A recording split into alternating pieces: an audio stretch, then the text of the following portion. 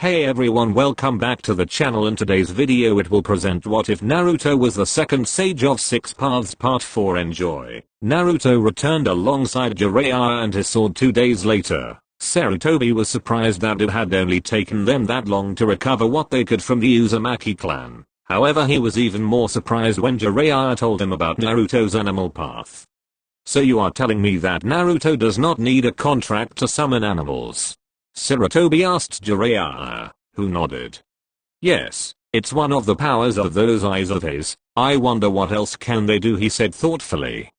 Sarutobi sighed. Naruto was already progressing nicely. At this rate, he would become stronger than Sarutobi himself in no time, and he had to so that he could fulfill his dream of becoming Hokage.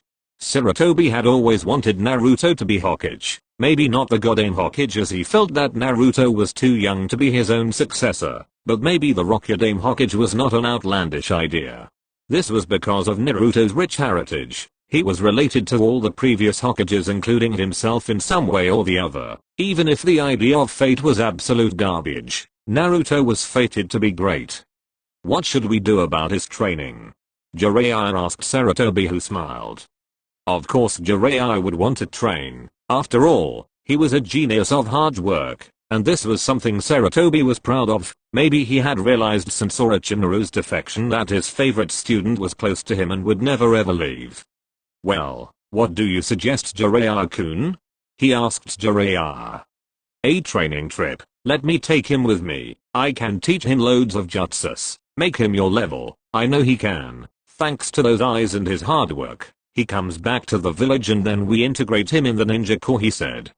Sarutobi nodded. Good idea, but he paused. Jiraiya looked at him with curiosity. But what? I want Naruto to grow up around kids his age. I know that you will make him better, but you can leave your instructions in a sword too, right? I want him to grow up here, he said. Have you gone senile, old man?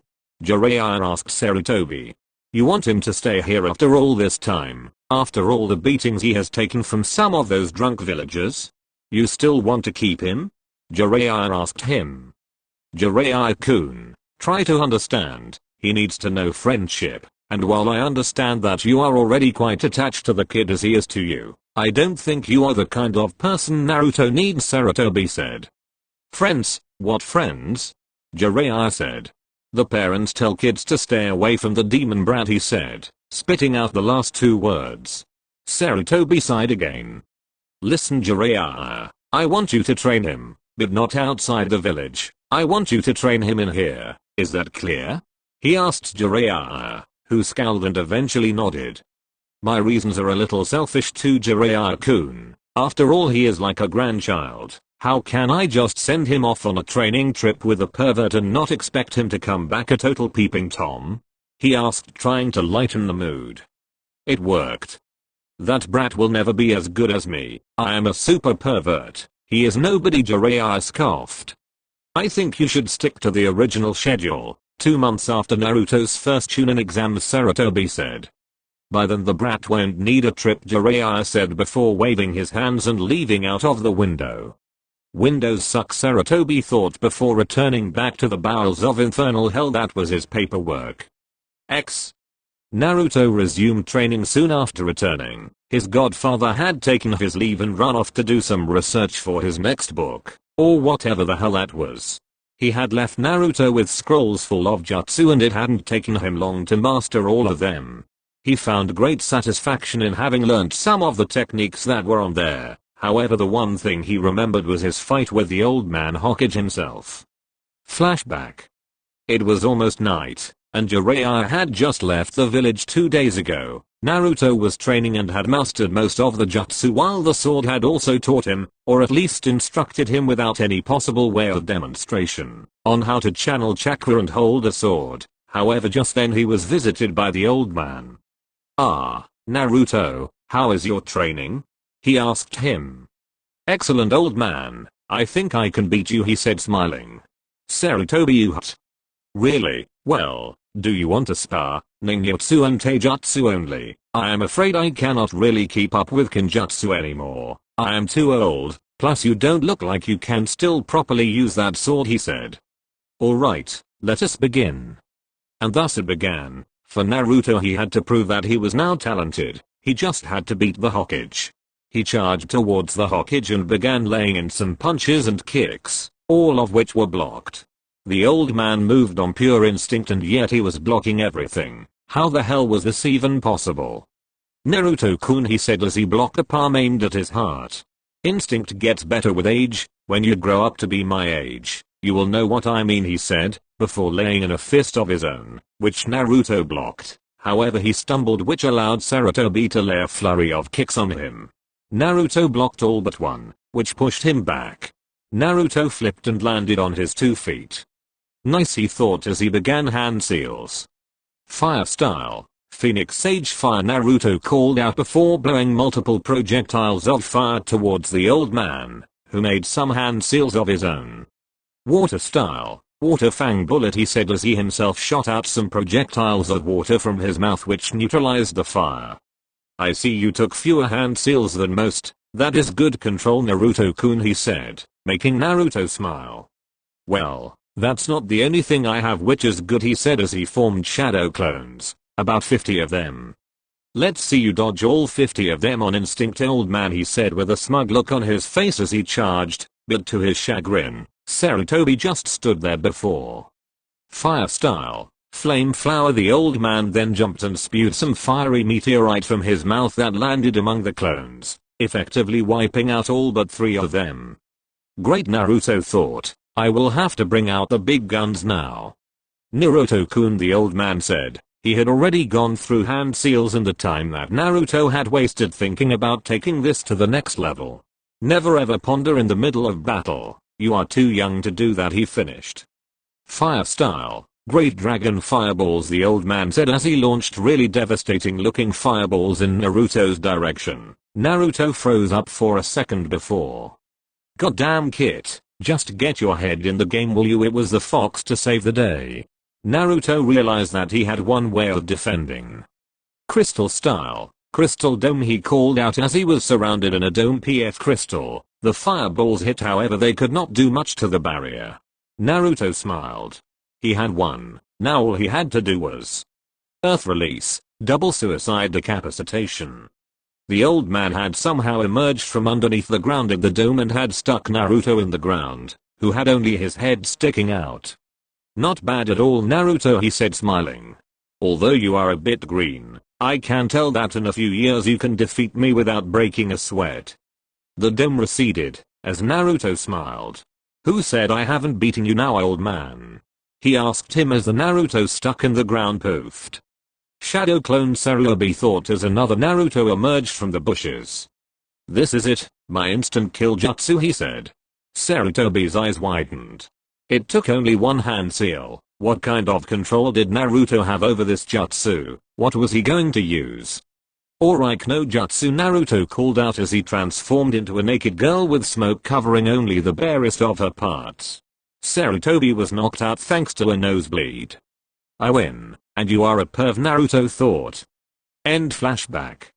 Even though Naruto had technically knocked out the Hokage, he had lost. Plain and simple. Any other opponent would have blown him away and he knew it, and all the power he had would be useless as long as he did not have a brain to go alongside with it so that he could use that power properly. So he decided that he would learn and practice being a tactician. Even though it was something that would take ages, he decided to speeden up the process by playing tactical games such as Shogi and Go, and there was one person that was willing to play with him.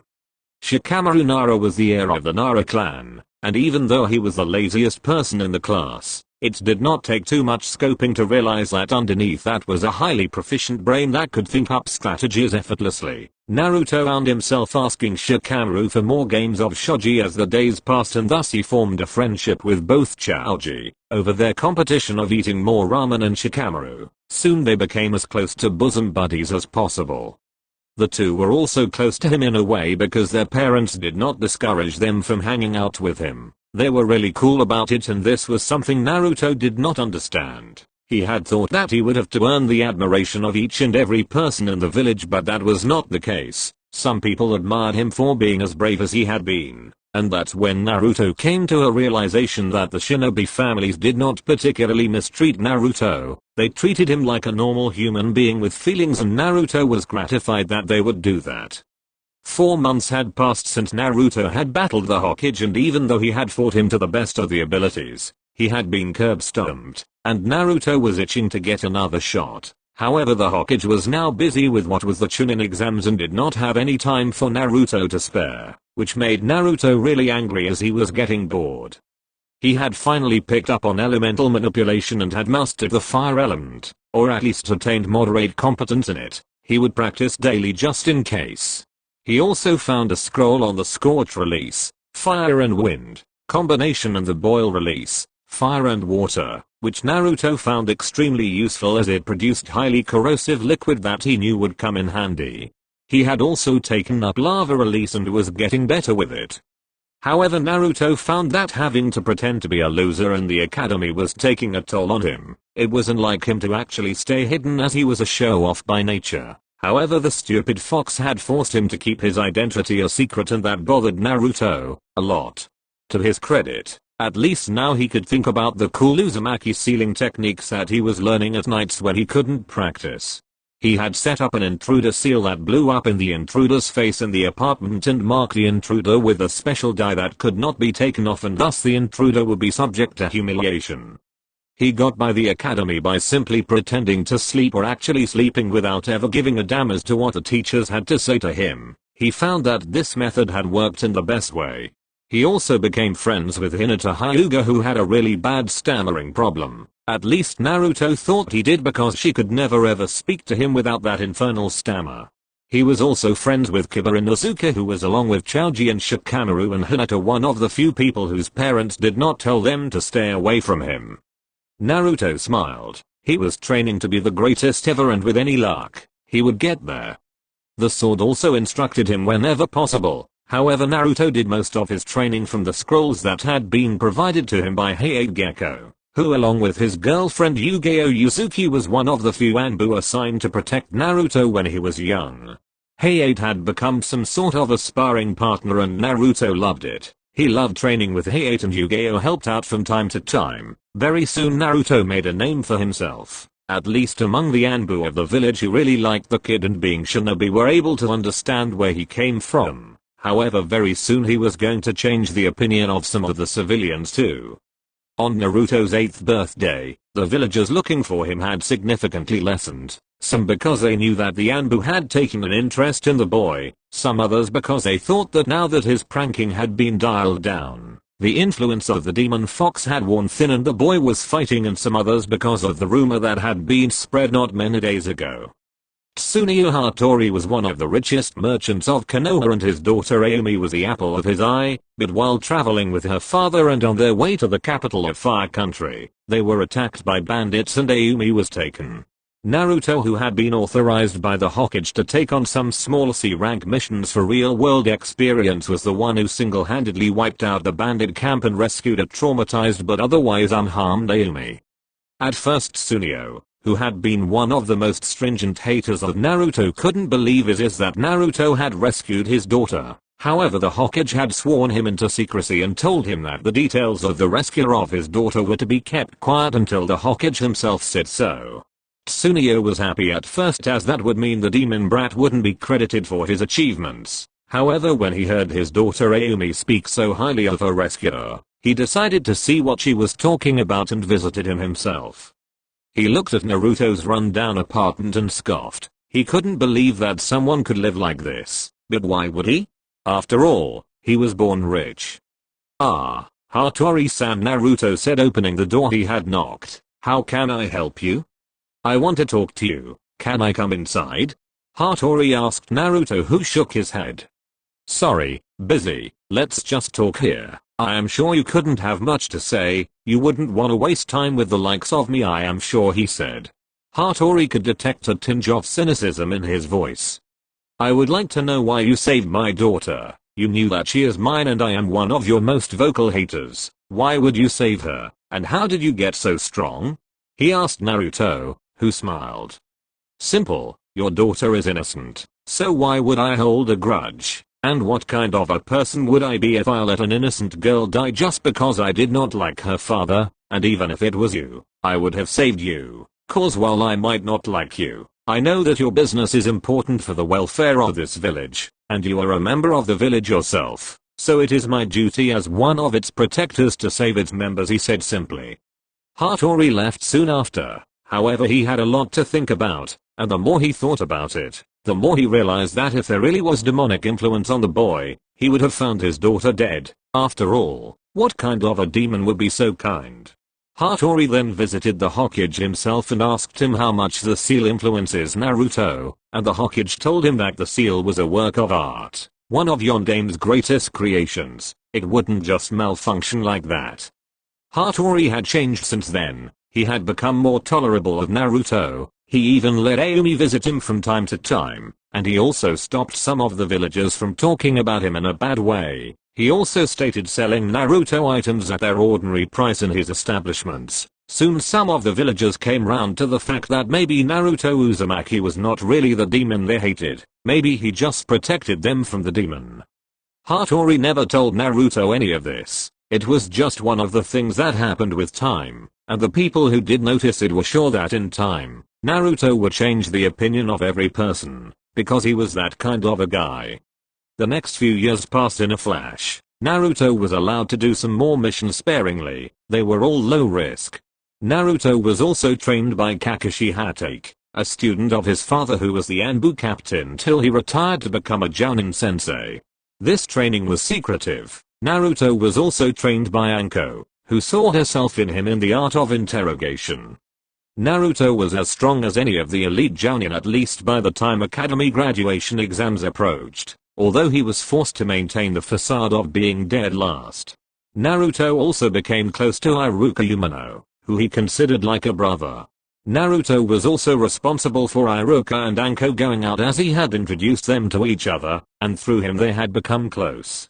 Naruto smiled as he thought about the day Anko first met Iruka. His life was good. Academy graduation exam day. Naruto is age 13. Naruto sighed. These academy exams were too easy, a stupid written test and a clone jutsu, and he was through. Of course he had to just pass the written test, although he did well on the clone jutsu, and he managed passing. However, he sighed as he looked at the list. He was at the bottom.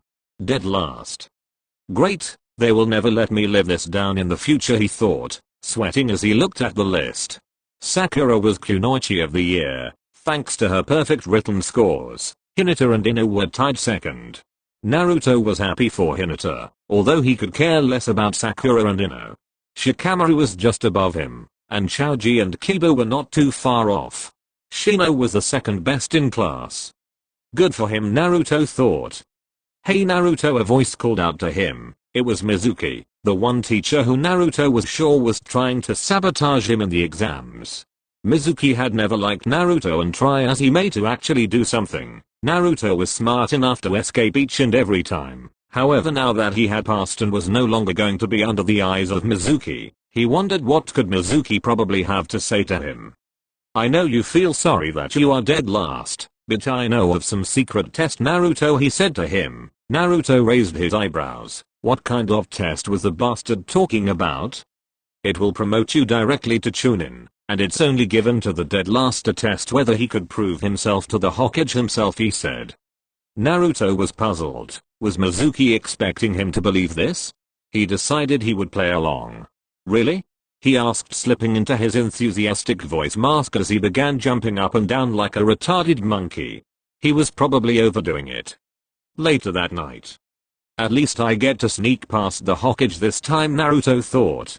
So Mizuki wanted the forbidden scroll of sealing and learn a jutsu from it. Naruto decided to tell someone until the chance to learn a jutsu from the scroll came up. He couldn't pass on it. He knew he could take care of it, so he decided that the Hokage would find out. Currently he was hiding in the office, trying as hard as possible to stay hidden. Rinnegan allowed him to mask his chakra in a way that only the best of senses could detect him. Now, time for my revenge, he thought. Over the last few years, the Hokage had defeated him in each and every spar they had ever had, much to Naruto's chagrin. However, he knew that this was all important and that the man was very experienced. However, in the last few months they hadn't had any spars. "Gotcha," he shouted, causing the Hokage, who had just entered the room and taken a seat, to jump from his chair and turn in his direction in his stance. "Naruto, you scared me," Sarutobi said, before sighing and sitting back in the chair. "What the hell was that for?" Naruto laughed. "This was for all the times you outsmarted me, old man, to show you that I could sneak up on you," he said. "I can't lose to old geezers like you," he said. Sarutobi sighed. "I am known as God of Shinobi, you know. It's for a reason. I won't just die that easily," he said. Naruto nodded. "Yeah, you will. It's alright, no jutsu easy," he said, causing Sarutobi to sweat. "That jutsu is dangerous," he said. "I am thinking of putting it in the Forbidden Scroll of Sealing," he said. Speaking of that, Mizuki team says there is a test for the dead lasts in the academy, to steal the Scroll of Sealing and master a jutsu from it and earn promotion to Chunin. "I know it's bullshit, but tell me, is it true?" he asked the old man. "TCH Naruto, where did you get that foul mouth?" the old man asked him, and no, it's not. "I think Mizuki is a traitor. It is feasible. Why don't you go ahead with it and do what he says? I am sure you will be able to apprehend him," he said. Naruto nodded. "Old man, make sure you let Mizuki know that I have taken the scroll," he said. Sarutobi nodded before giving him the scroll. "Naruto, be careful with that scroll. I know you are going to learn something for yourself. I advise you to think carefully before you do that. There are jutsu on there that are really dangerous," he said. Naruto nodded. "Understood, I'm heading out," he said before leaving, through the window. "Oh god damn it," Sarutobi sighed as he looked at the window. Okay, let's see. There is so much I can pick up from this. Thank god I have a spare scroll," he said, before forming a clone that began diligently copying all the jutsu in a scroll that Naruto would keep for himself. "What the hell is this?" Naruto thought, looking at one of the techniques. "Wood style, Sanctuary Enlightenment enclosing palm. What is this thing?"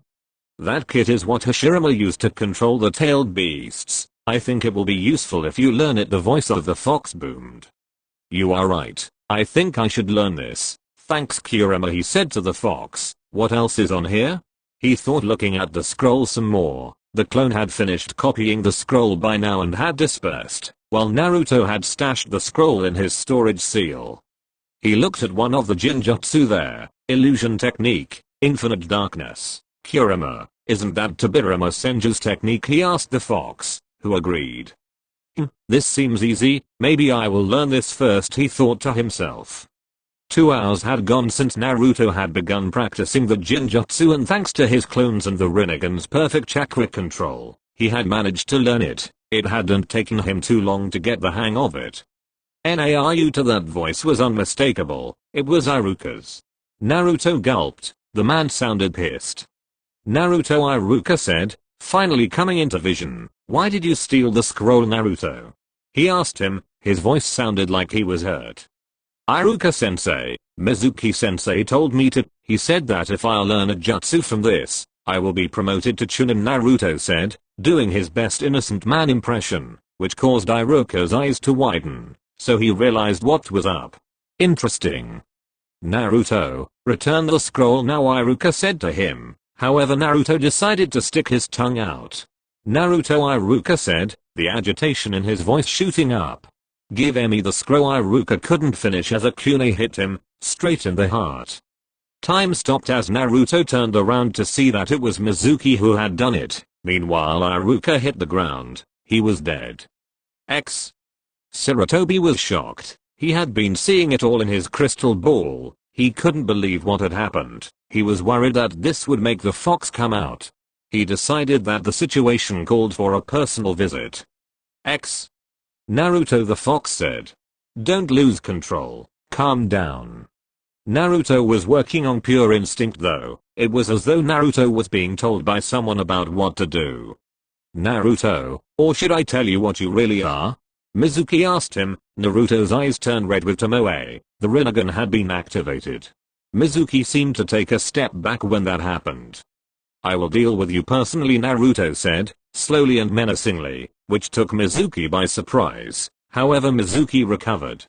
"Oh sure, a dead last loser like you will take care of me, a Chunin. I believe you alright," he said mockingly. However, Naruto had already activated the hand seals.